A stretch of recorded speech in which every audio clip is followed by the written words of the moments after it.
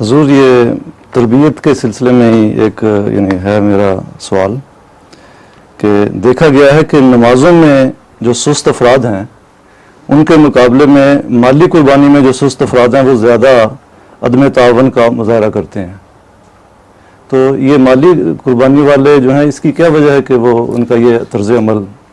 اس لیے کہ پیسے کی بڑی محبت ہے دنیا کو، مادہ پرست ماحول ہے، مادہ پرستی میں پیسے سے بہت محبت ہوتی ہے. تو اگر کسی تصور کی خاطر پیسہ چھوڑتا ہے انسان تو اس کے ایمان کی یہ نشانی ہے، ورنہ ہو ہی نہیں سکتا. تو جب یہ اس حد تک کوئی شخص خدا تعالیٰ کی ہستی پر ایمان رکھتا ہو کہ اس کی خاطر ہاتھ میں آئے ہوئے پیسوں کو خود چھوڑ رہا ہے، تو ایسا شخص ذہنی اور نفسیاتی لحاظ سے اس بات کا اہل ہوتا ہے کہ اس پر آپ کی تربیت اثر دکھائے. سمجھے؟